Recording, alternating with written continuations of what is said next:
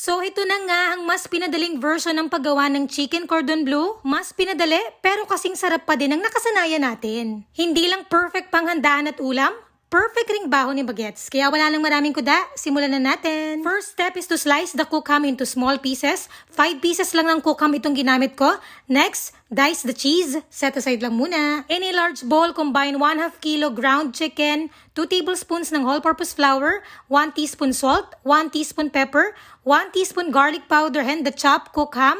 Mix until maging well-blended ang ingredients. Set aside lang muna. Next, prepare naman natin yung gagamitin natin for dredging the mixture or yung coating.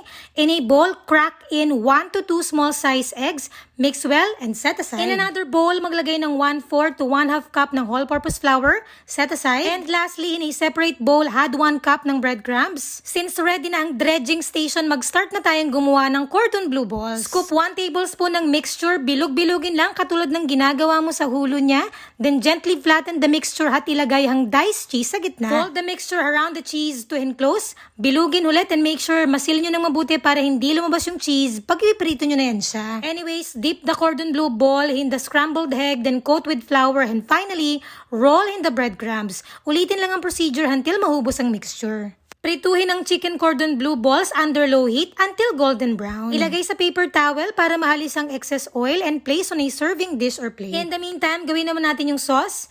In a saucepan, add 1 tablespoon butter, 1 tablespoon all-purpose flour, stir, then add 1/2 cup ng evaporated milk. But since wala akong available na evaporated milk, naglagay na lang ako ng 1/2 cup ng fresh milk at 1/4 cup ng all-purpose flour. Mix, then season with 1/4 teaspoon ng salt, 1/8 teaspoon pepper, 1/4 teaspoon ng garlic powder.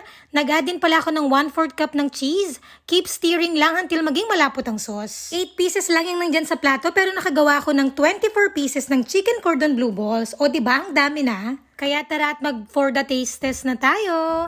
At ayan na nga, natunaw na ang cheese sa loob at perfect din ang pagkakaluto. Pinisat-pisat pa nga para mas lumabas ang cheese kahit mahinit. Taste-taste kahit mahinit for the vlog. Ang sarap niya, in fair. Actually, first time kong gumawa ng chicken cordon bleu tapos yung ganitong balls pa.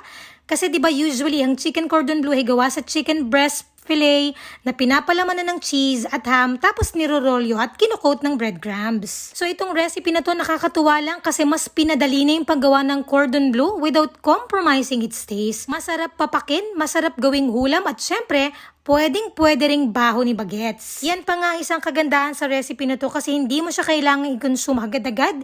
Ilalagay mo lang sa freezer at may mahuhulam ka na kapag hindi ka nakapagluto. Alam mo naman tayo mga hinay, laging busy. Kaya ano pang hinihintay nyo? Try nyo na din to. Ayun lang, babushi!